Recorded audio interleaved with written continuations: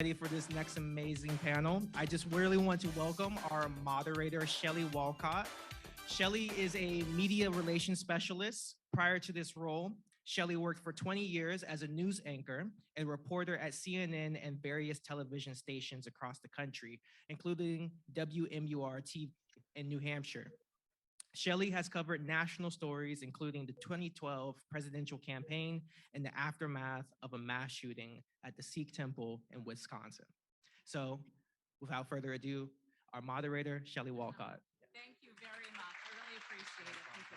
Thank you for having me. Good morning, everybody. You know, I always tell people speaking to a crowd is very different from speaking to a camera. So thank you all for having me this morning. This is a great topic. This is a topic that I really feel affects Black people. You know, our ability to accumulate wealth is certainly something that we have seen generation to generation. You know, as I said, often wealth, land, and property are passed down through generations, but for many African Americans, explicit government policies have dramatically reduced their earning potential. So for this panel this morning, presenters will talk about how federal, state, and local governments have enacted laws and policies that have had a profound and lasting impact on Black families' ability to accumulate wealth. And we have two wonderful panelists. Actually, there will be three panelists who will be joining us this morning. First up, joining us virtually will be Richard Rothstein. Richard Rothstein is a distinguished fellow of the Economic Policy Institute and a senior fellow at the Thurgood Marshall Institute of the NAACP Legal Defense Fund. He is the author of The Color of Law, a forgotten history of how our government segregated America, an exploration of how federal, state, and local policy explicitly segregated our cities and suburbs. This created racially homogenous neighborhoods in patterns that do violate the Constitution. And joining us in person this morning is Karen Spiller. Karen has over 20 years of experience and is the principal of Cass Consulting. She is also the Thomas W. Haas Professor in Sustainable Food Systems at the University of New Hampshire. Karen works with local, state, regional, and national organizations committed to creating equitable public health and sustainable food systems. She is involved in statewide and regional food system work and is a steering committee member of Massachusetts and coordinating ambassador for Food Solutions New England, a 6-state network focused on food system transformation and racial equity at its core. So if we could welcome both of our guests, that would be wonderful.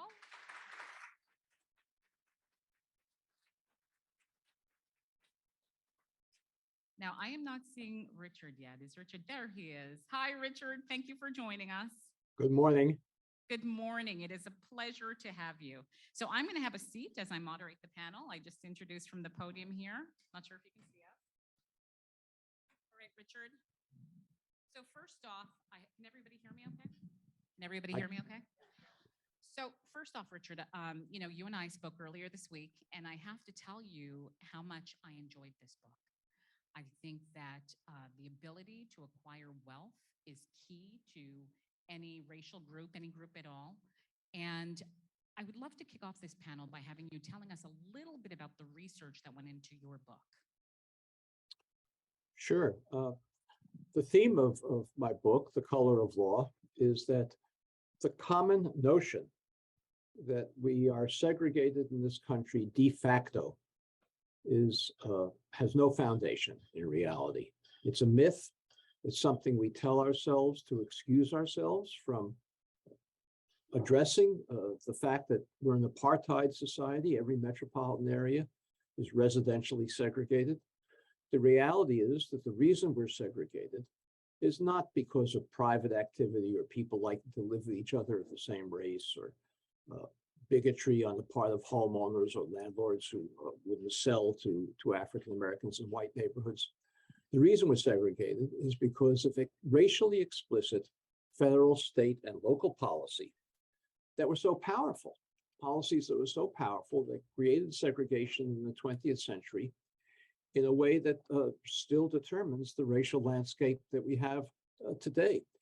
It's not that there wasn't private bigotry. Of course there was. Banks, realtors, developers all segregated the housing that they were creating, but they segregated it because the federal government instructed them to do so.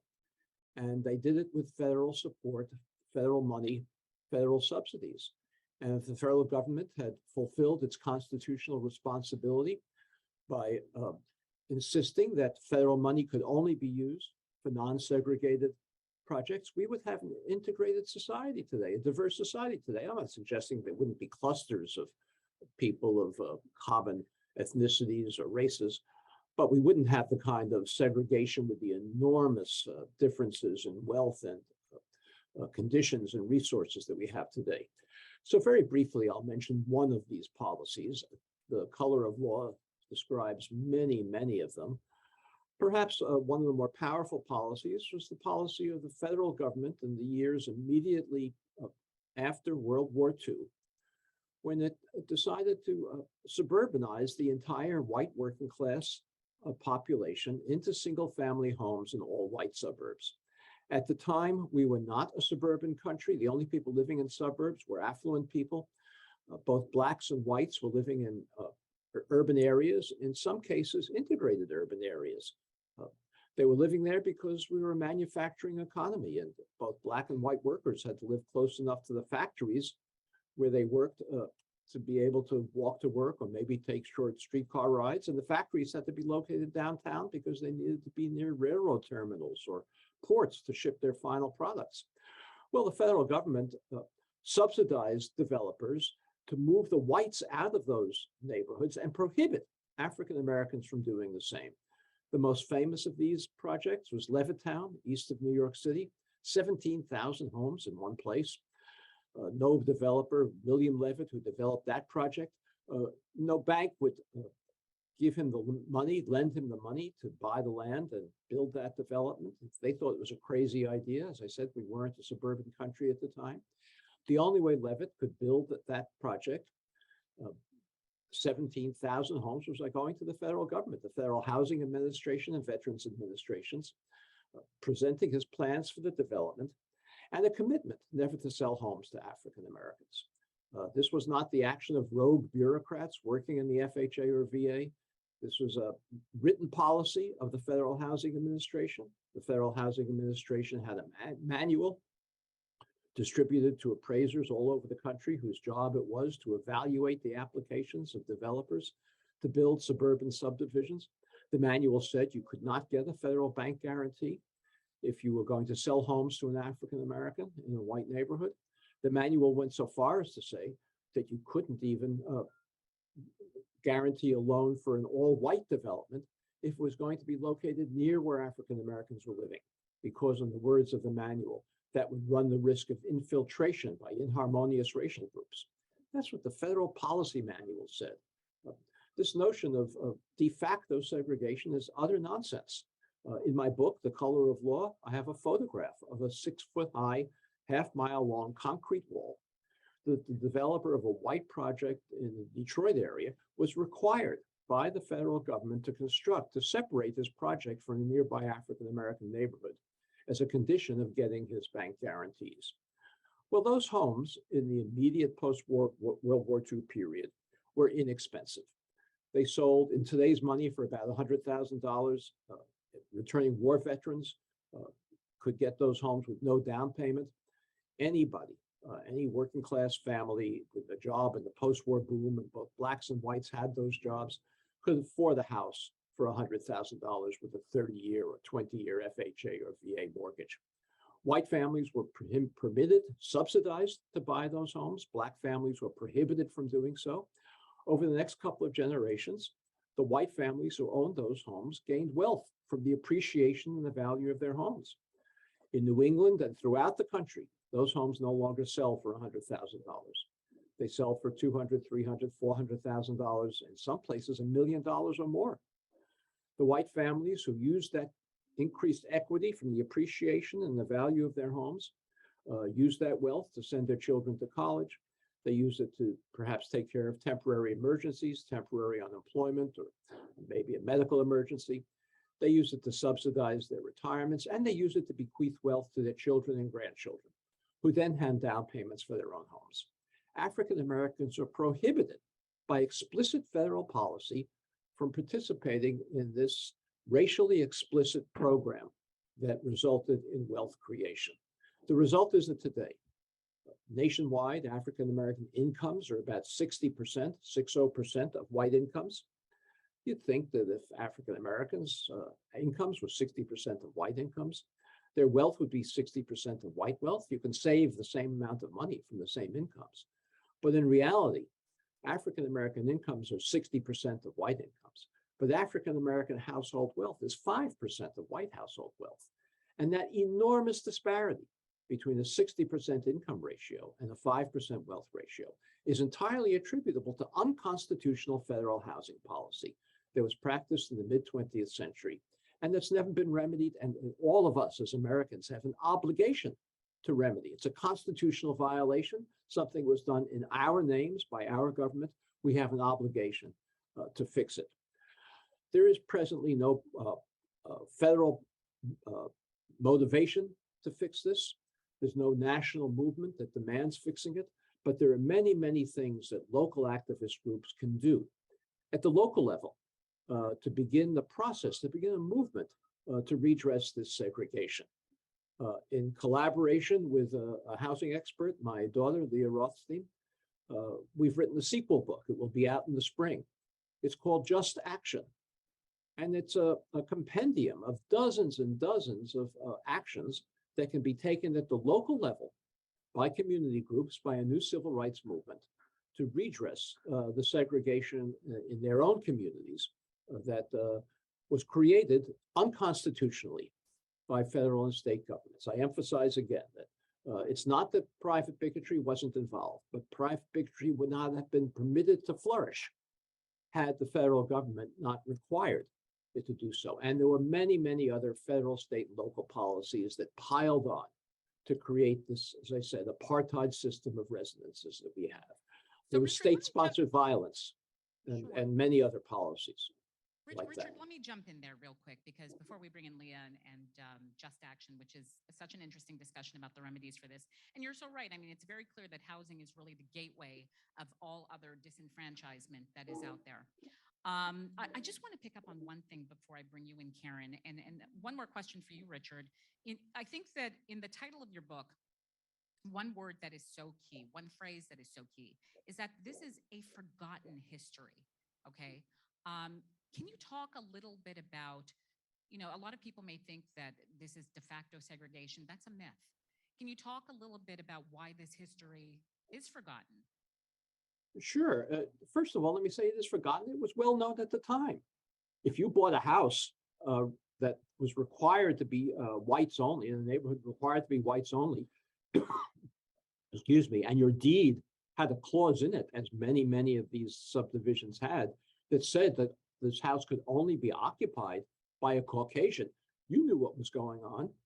If you lived in a public housing project that was for whites only, as many of them were in the mid-20th century, this was a government project for whites only, or if you lived in one that was for blacks only, public housing was segregated at the time. You knew that this was public policy, that you'd be segregated.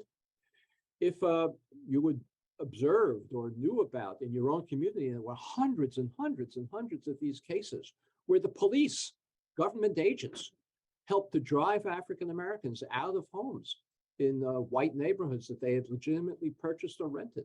You knew that the government was involved in imposing segregation. So this was not a hidden history. It was, why was it forgotten? It's forgotten because redressing segregation is hard. In the 20th century, we abolished segregation in restaurants and buses, and there was the lunch counter sit-ins, there was Rosa Parks and bus in the Montgomery bus boycott. Well, if we abolished that kind of segregation, passed a law saying you could no longer segregate buses, the next day you could sit anywhere you want on a bus. We pass a law say that neighborhoods can't be segregated, the next things wouldn't look much different.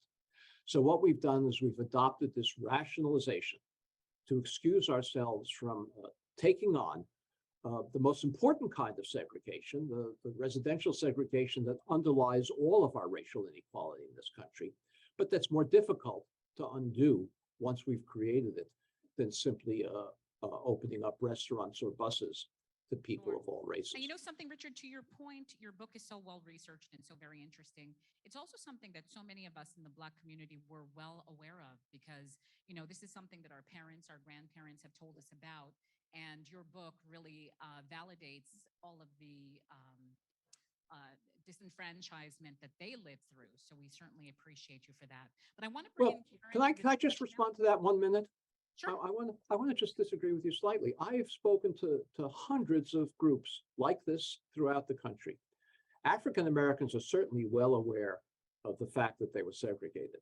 African Americans generally are no more aware of whites, that of the role that the federal government played in imposing the segregation. The myth of de facto segregation is just as present in the Black community as it is in the white community. We all need to educate ourselves about this history. Absolutely. Your point is well taken, Richard. Thank you. Thank you very much. I'd like to bring in Karen Spiller at this point. Karen, thank you very much, waiting patiently to come in. Can you tell us a little bit about, you know, what Richard's very fascinating book has to do with food systems?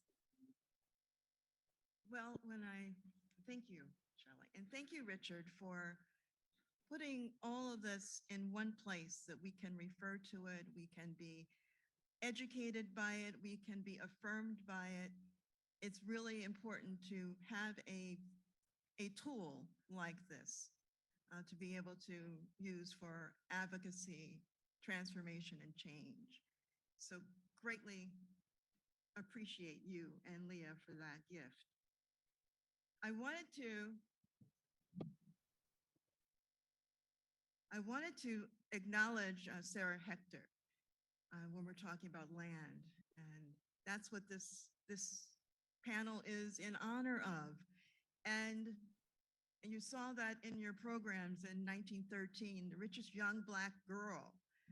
Sarah Hector began her wealth building at 11 with oil fields on 160 acres of land granted in what was later known as the Oklahoma. Her family, under the Dawes, another law, Dawes Allotment Act of 1887, made that possible. Most of the land was infertile, but very fortunate that the piece that they had was rich and fruitful, bringing them again. She was the richest young Black woman at age 11. So when we think about, Richard, we're talking about the housing on the land. There's growing on the land, and there's food. And when we think about food and food systems, and we think about the land loss from the very beginning of colonization, it was all about land. That's where the wealth was. That's where the access was. And that's why, as a result, so many lives were taken and destroyed. And as earlier, speaking about victims and survivors and descendants, we're all that. When I think about this, we're all that. I wanted to just lift up a few of the contributors to Black land loss, and you'll find some of them in Richard and Leah's book. And so I'll just list them here. Emancipation Proclamation freed slaves, but did not provide the right to own land. After the Civil War, some states passed laws prohibiting persons of color from owning real property. Lack of documentation, such as a birth certificate, commonly used to prove identity in legal transactions, a common situation after the Civil War. Land promised to freed Blacks through freedmen's bureaus was ultimately returned to original white landowners.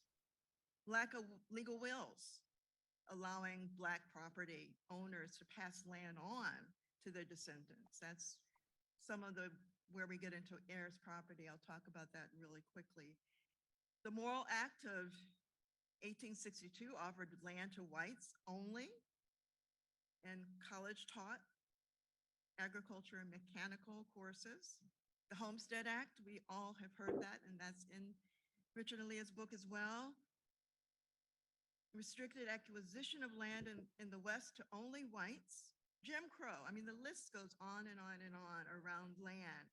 A racist farm lending by USDA that denied Blacks and Black farmers from credit and operating and improve and expand. And there's still challenges around credit and access to wealth in that way. Sharecropping became a common practice where tenants were charged and high interest rates that created inescapable debt.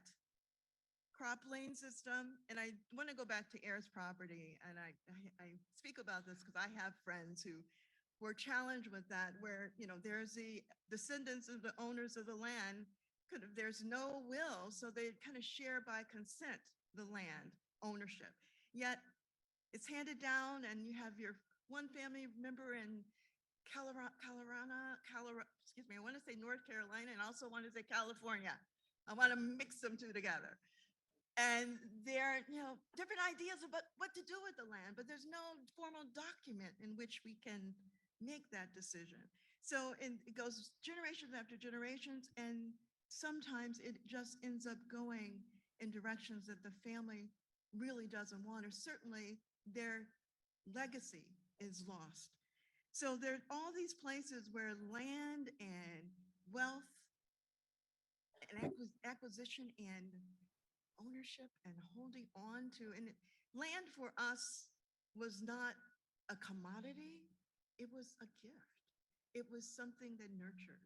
When we think about the food system, food is medicine, food is nourishing. And when we're in the land, we're actually getting nourishment from our hands in the soil, because it brings us back to those times of growing and harvesting and celebration, that part of our history, part of our celebration, part of our legacy that we hold on dearly.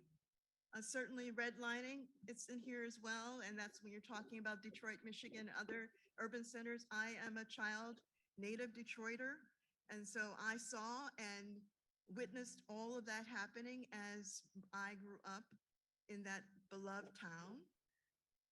And just thinking on and on and on, the land is something, we build houses on land, but the land is a place of nourishment. I want to also just really quickly, Shelley, just kind of lift into 2021, some things have been coming up on that, about land and ownership. And Black Americans own just 1% of the rural land in US, just 1%. And New York State has 58,000 farmers and only 139 of them are Black. And that's by design, not by desire. Because again, land is nourishment, land is food, land is medicine. And again, land is finite. Land ownership is important for maintaining that generational wealth and health and all that brings nourishment.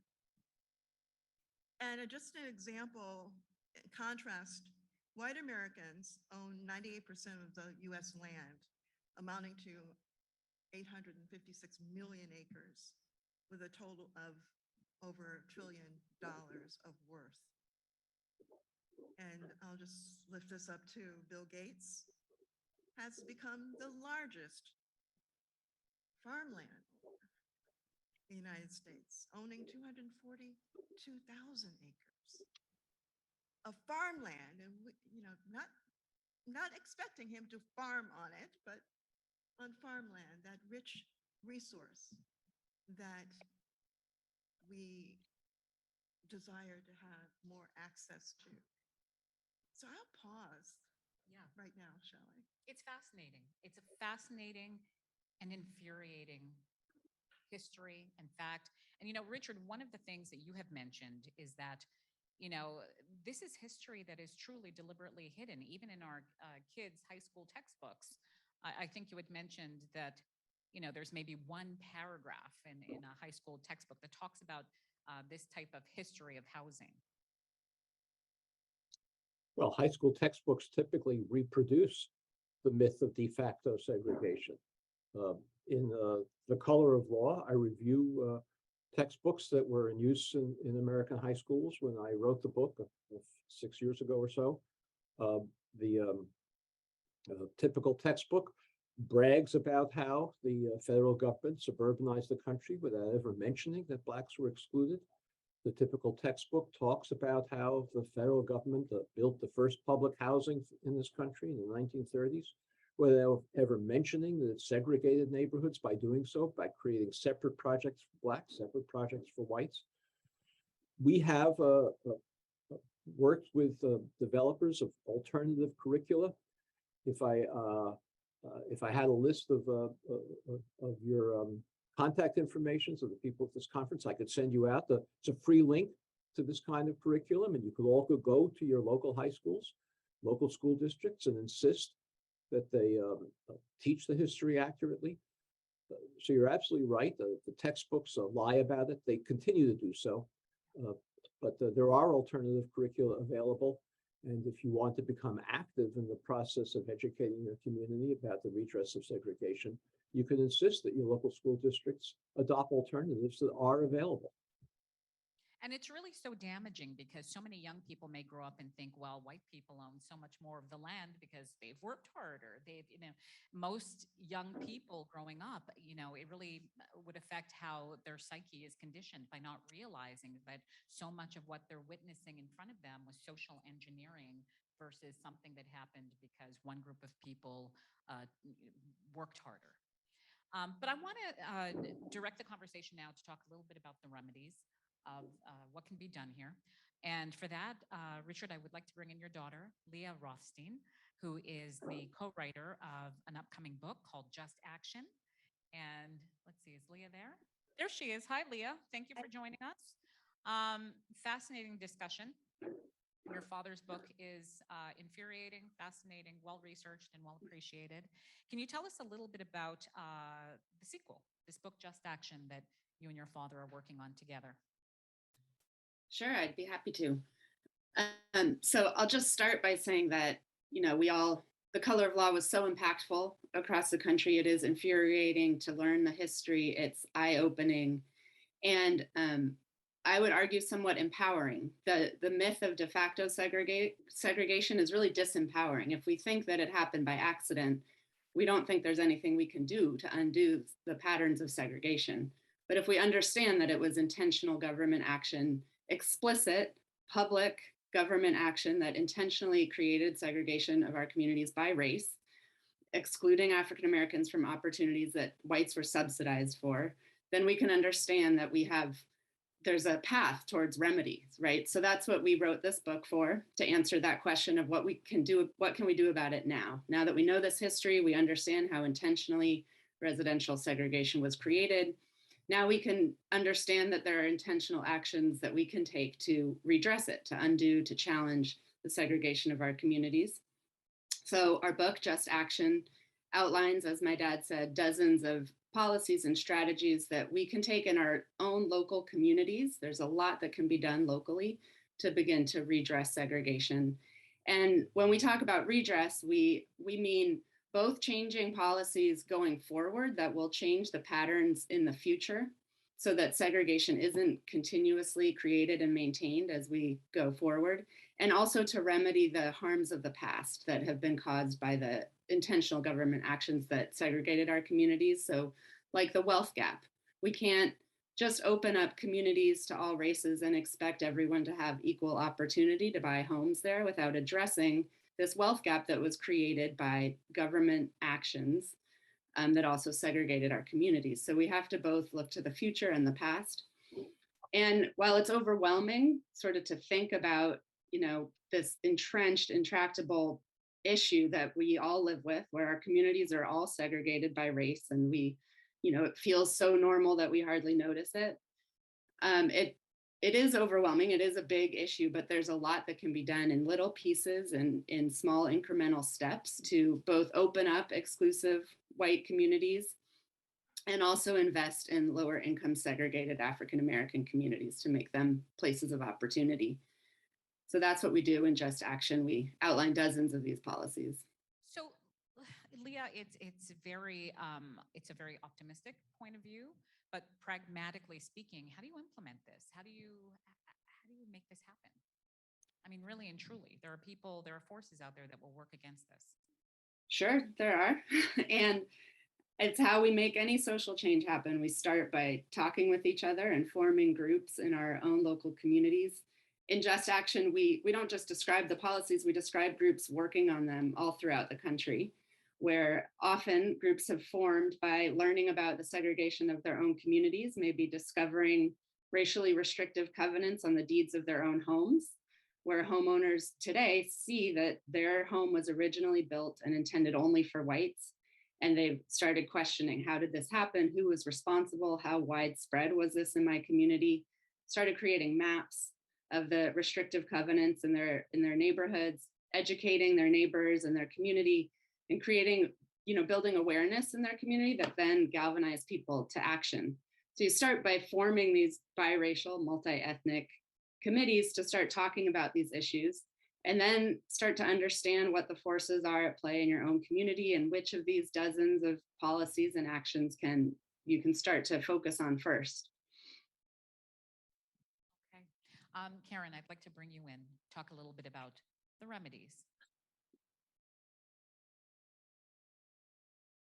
I'm going to start with, yes, we have to come together and community to be able to examine and create something different. I'm thinking about, I wanted to share something from Full Frame Initiative and the Well-Being Blueprint. And Leah, you're absolutely right. It's not by accident. It is designed. All of the injustices, all of the pain, all of the trauma is designed, and it has been historically, generation after generation, upon people of color. And understanding that the system, and some of my colleagues at Full Frame Initiative call it rigged, the system is rigged. And so the solution isn't creating more programs for harmed people by the unfair systems. It really is reimagining what that can be. A country fairer with more equitable practices for everyone, because one inequity for you is that for me. My liberation's tied into your liberation and yours into mine. Recognizing it all the time, that it is not just happening over there to those people. We cannot escape it as all people. But certainly starting with what matters and pushing against the harms that are in the community and building the social connections and social capital and the financial security. We all need that, and expanding beyond the boundaries. But one of the things, and I'm going to say, and one of the things that I find very important for us to be thinking about all the time is that there is a way that we have conversations and they stay here. We learn, we read, it's intellectual, and we are not getting beyond the logic of that, the linguistics of that, to where we are able to understand, again, you are me and I'm you, across generations and time. Bring the mic a little bit closer. Me and this mic. And so thinking about that, the different knowings of that, there's a head, and we operate much through our head. And then there's the way we operate through our heart, where it's an emotional connection. And we only have emotional connections when we decide to lean in and ask questions. And I always say, be in community with others. That's how we are able to be able to that heart set. And then there's certainly the hands.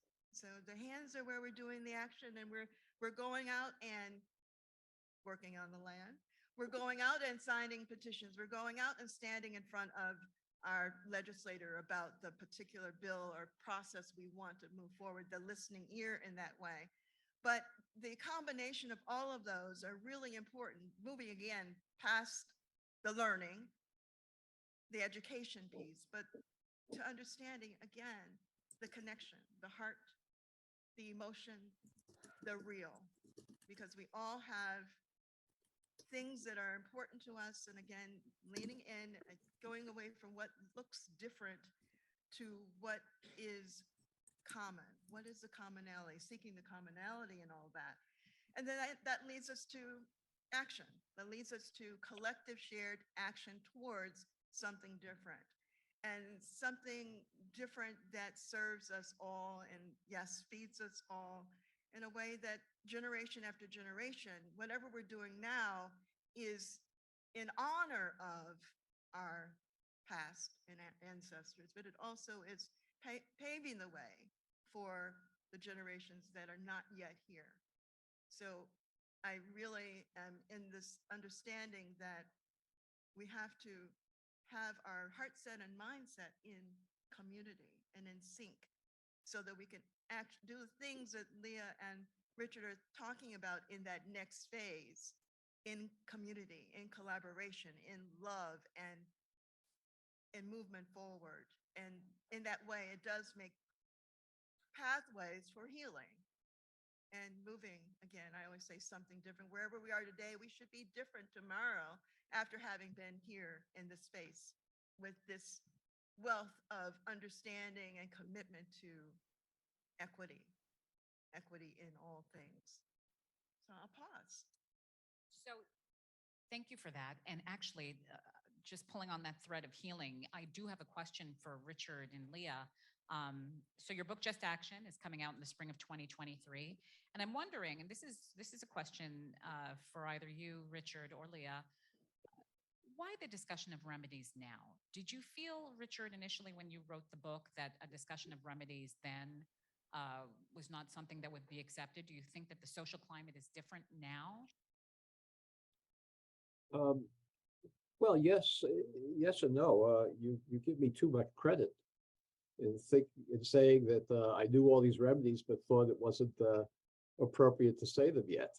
I wrote a book of history, and I thought I was going to retire after the book was finished. And then everybody who heard me speak or read the book kept on asking me, what can we do about it? So I had to recruit somebody who knew more about housing policy than I did. And I recruited my daughter Leah to help me figure out what we could do about it. And we wrote a new book about this. And then, of course, in the aftermath of the murder of George Floyd, 20 million Americans participated in Black Lives Matter demonstrations. And the tragedy of those demonstrations was that most of the demonstrators then went home and put up lawn signs about Black Lives Matter and signs in their windows and did nothing further.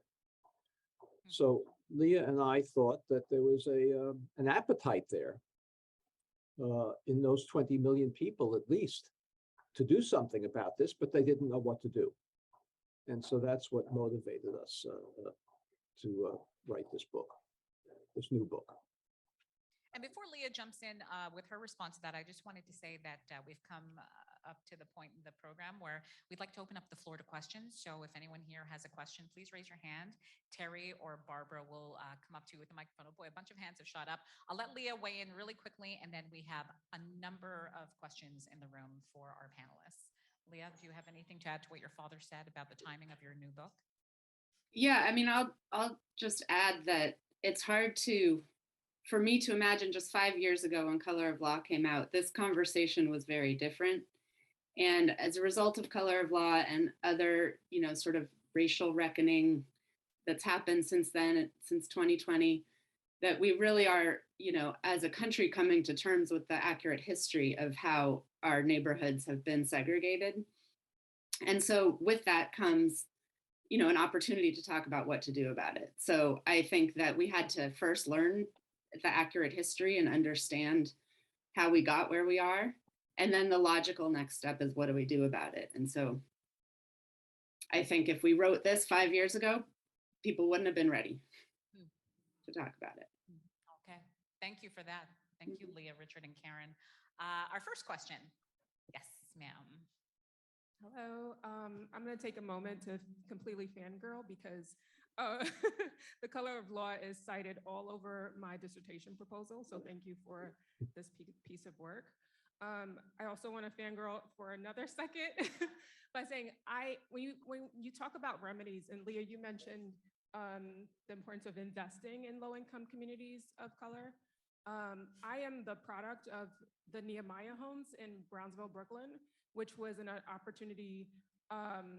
The community came together to create affordable home ownership, primarily for Black, low-income Black and Latino families, which is now something that's being dismantled, replaced with large buildings, and that's not low-income. And so I think as we move, like when we're looking, so this is twofold. As we're looking, we're moving from a Brown v. Board of Education, the hope of Brown, the hope that we would escape this, move toward integration, to a Supreme Court that is focused on color blindness. How do we actually do more investing in communities of color, dismantling segregation, when the Supreme Court could potentially be a huge barrier to all of the things that you're talking about? Thank you.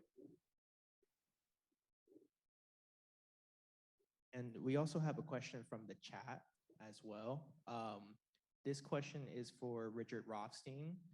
How do we obtain? Well, before, yes. So sorry No about worries. that. I was wondering, would anybody like to address the last question that just came in, or the statement that just came in? Leah, do you want to? Or? Go ahead. All right. Well, first of all, there are many policies that can be implemented that would even pass present Supreme Court reactionary interpretations. For example, one of the things that Just Action describes, this new book, is many communities have adopted very, with varying degrees of rigor, inclusionary zoning laws, which require that any time there's a new development in the community, like in Brooklyn, that a substantial, that's why I say with varying degrees of rigor, share of those, the units in those new developments be made affordable to both low income and moderate income families, to preserve the displacement of families from the neighborhoods where they've traditionally lived. We can't, and I don't think you would want to, prevent African Americans who are homeowners from selling their homes at big profits. That's one of the ways they will gain wealth, to developers who want to replace those homes. But we want to ensure that when those homes are replaced, that the community is not displaced. So inclusionary zoning laws are one way of doing it. But secondly, let me say that one of the chapters of our book is devoted to the Supreme Court. And we don't think that we can make really significant progress in redressing segregation if we're afraid of the Supreme Court. You know, I'm old enough, as you can tell, to remember and to have participated in the civil rights movement of the 1960s. That movement didn't wait for the Supreme Court to tell them what to do, to tell them what they could and couldn't do. They went ahead anyway and accepted the consequences. It was illegal for young Black men to sit at a lunch counter in Greensboro, North Carolina, and demand coffee. They didn't wait for it to be legal before they did it. It was illegal for Rosa Parks to sit down at a seat in the bus that she wanted to sit in. She didn't wait for the Supreme Court to say that such an ordinance was illegal. And we have to have the same kind of courage now. So there are many things we can do that can escape Supreme Court scrutiny, but there are also many things that we have to do to challenge current legal theory.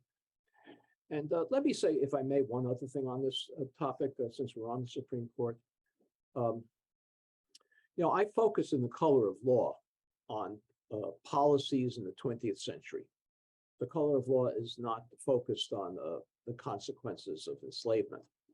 And the reason is that the 13th, 14th, and 15th Amendments to the Constitution created the possibility of an equal society. If the Supreme Court had not annihilated the effect of those amendments, we would not have had separate but equal laws. A Civil Rights Act was passed in 1866 that guaranteed African Americans an equal right to hold property. All of the policies that the federal government followed were unconstitutional after that, illegal, not just unconstitutional, but illegal after that 1866 Civil Rights Law was passed. Well, in 1968, the Supreme Court said, after all the segregation had been created, oh, well, we were wrong in 1866, so we shouldn't have struck down that Civil Rights Act. And the Supreme Court has been the biggest obstacle to racial equality in this country in the last century and a half. And we shouldn't be afraid of it. We should defy it and take the consequences. Thank you, Richard and Karen. Richard, I totally agree with that, that we do have power wherever we are, and we can use that power to influence and create change. Sitting back and people who have no understanding of our lived experience or what we want for ourselves and our children, and sitting back and letting them make those decisions without our voice, without our advocacy, without our action, that's just like laying down and giving up. And that's not the kind of people we are. So I encourage us to find ways to use our voice, use our power and privilege wherever we have it. Thank you. We'll take that question from the chat now. Okay, sorry about the interruption before. Yeah, I was so excited to ask this question. I'm serious about that. So this is for Richard Rothstein. How do we obtain the link for each school curriculum so that we can advocate for truthful curriculum? Yeah, you'll have to forgive me. I can't pay attention to these questions and participate in the panel and be assembling material for the chat. What I have done is I've asked the moderator to send me a list of people who are interested in this, and I will send it out to them shortly after this event is over. But I can't do both at the same time. I think you want me to pay attention to this, but I will make it available to anybody who's interested. Okay, let's move on to the next question in the room. I see a couple of hands up, few hands up.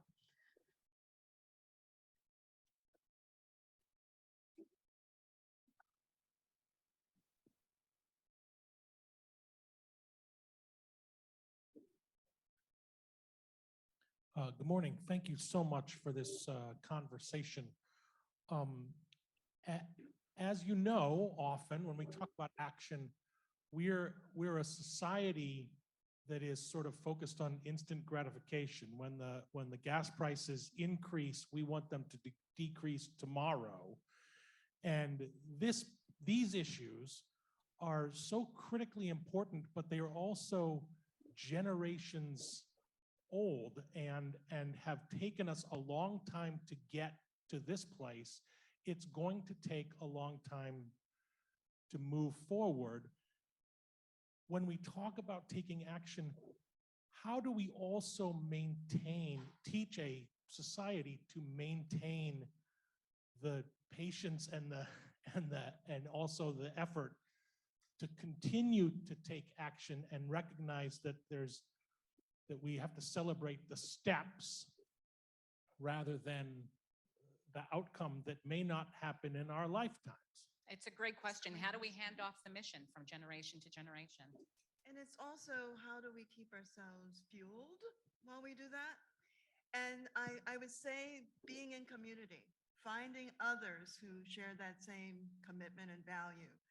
I'm going to lift up Food Solutions New England as a network that is working on transformation of the food system so it feeds and serves us all, from the procurement to the growing, from urban and rural farming, from sea fishery, all of that, policy making, education, high school, graduate school.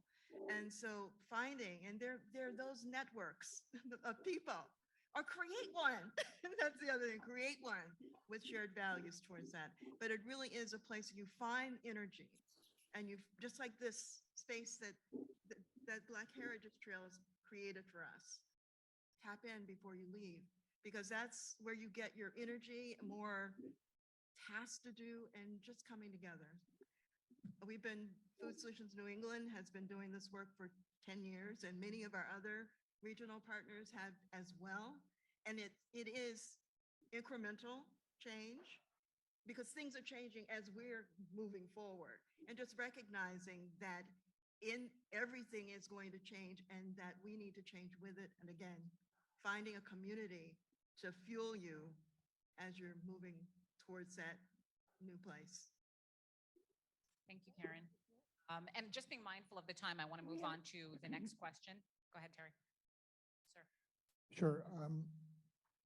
First of all, thank you very much for this conference. My first time here, and I really appreciate what I'm hearing. I learned so much from history.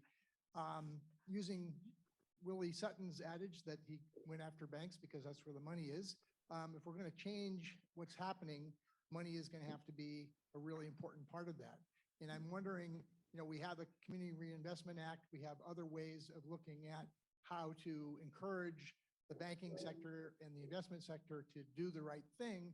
But I'm wondering if either Leah or Richard or others have ideas about how we can move the financial industry towards taking responsibility, not only for the past, but what kind of future we need to have in order to really make home ownership, land ownership change in terms of this, abysmal problem that has, historic reasons, but is obviously casting a big shadow in the future for everybody.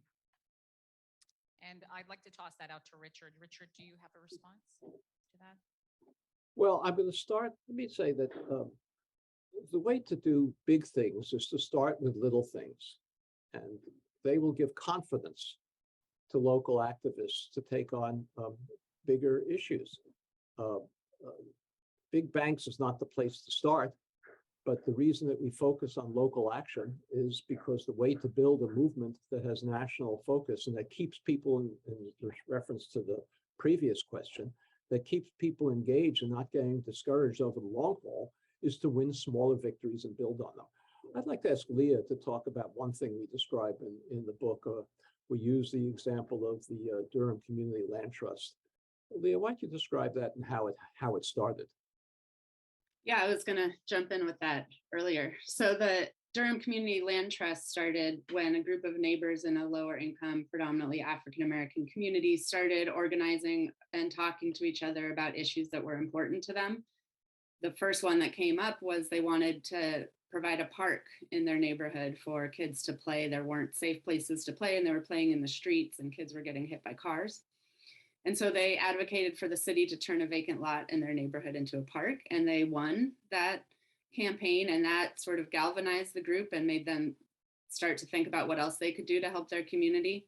Their community was undergoing gentrification, and so they started learning about a land trust and formed a land trust. And that is a nonprofit organization that acquires land in the community and sells or rents the homes on that land at affordable prices forever. So the land trust retains ownership of the land under the homes so that it can sell the homes at affordable prices. And it has a formula to control the maximum price those homes can resale for when the original family wants to sell the home so that it's affordable to the next family. So that's an example of a local group that started with something small, a small sort of short-term campaign, won a victory, started them thinking that, collective action can do something more. Now the land trust has many properties around the neighborhood, permanently affordable rental and home ownership opportunities.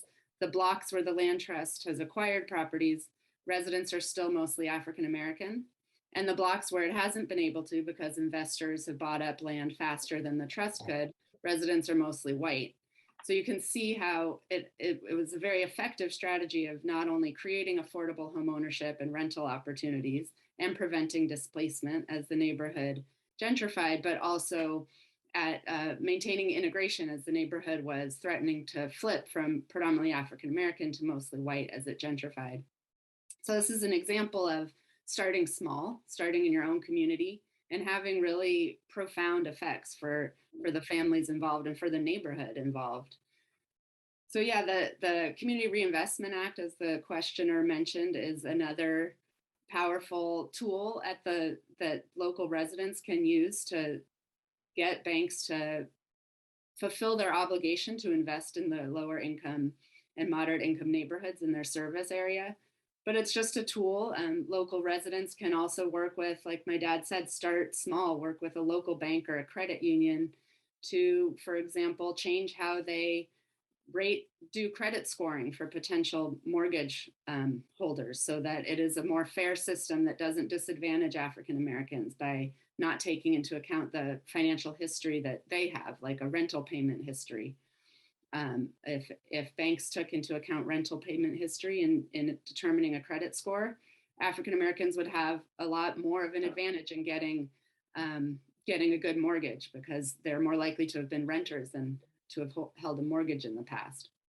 So these are small things that can happen, one by one. One bank can make a commitment to do this in their own community.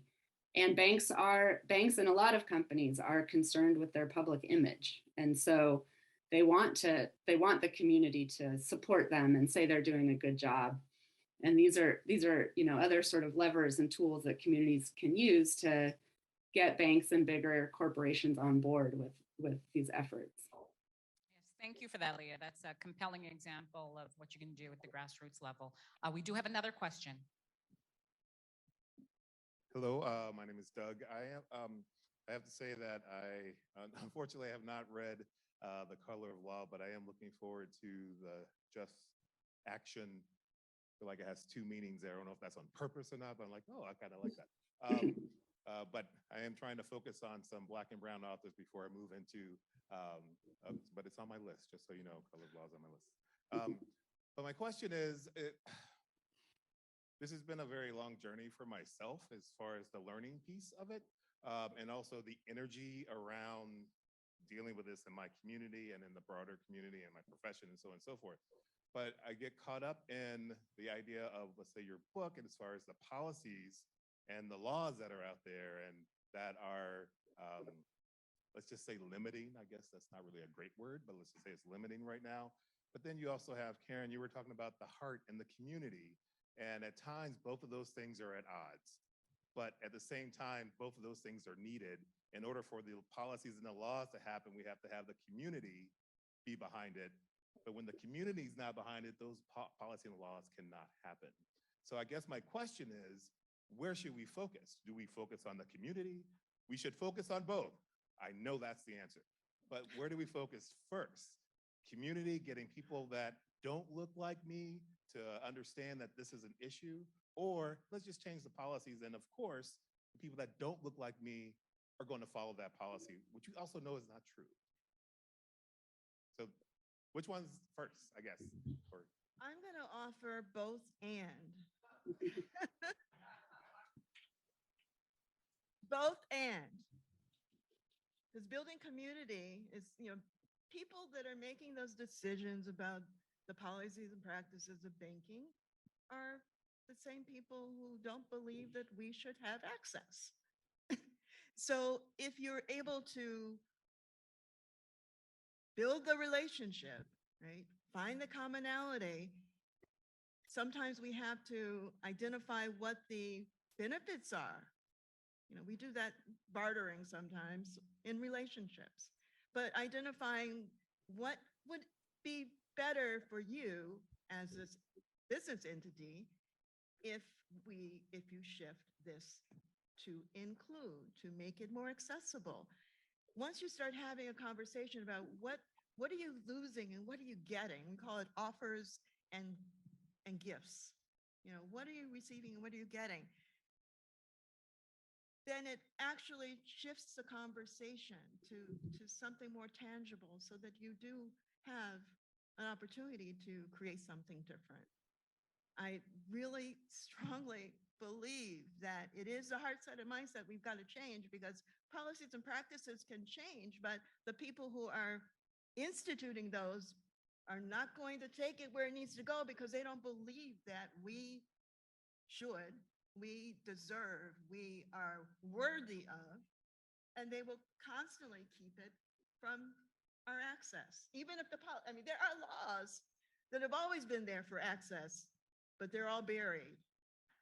So you can, even all our states, you go back to all the laws that have been passed, you're gonna start seeing, why are we doing this and why are we doing that? Because that legislation, that policy body has not lifted it up. But that's our role to do, is go in and dig into the annals of those policies, pull them up and give them life. But I always say both and, because you want to build relationship and community and the strength of the community at the same time, so that as your businesses or your wealth of your housing, any of that increases, that whole investment goes to the wealth and the health of the community town you're in. So everyone benefits. So I apologize that I didn't say one or the other, but I do believe it's both and at the same time. Both and. Thank you, Karen. That was a great answer. We have another question here. First, I want to thank Mrs. Wilcox for showing up again. This is the second conference I've been to where you've been a moderator. I miss you on Channel 9, and you have not been replaced. Oh, thank you. Thank you. The next thing is for Mr. Rothstein. I read your book when it first came out. I think it should be mandatory read for everyone. It's hard to read the book and not have an emotional effect after reading the book. The other thing I want to point to, there was a small insurance company called Metropolitan Life that you write about that built discriminatory housing with the money that they collected from their insured people. And in doing that, they failed to build houses in New York City for Blacks. Blacks were discriminated from every development they built. So the state of New York sued Metropolitan Life for the discriminatory housing. Metropolitan Life was forced to build a Black housing project. As a result of that, the president of Metropolitan Life, who fought the building of the housing, was honored with a monument in the development in his name. And I thought it was ironic that most of the people who lived there had no clue as to who this statue was for, and that was Mr. Eccles.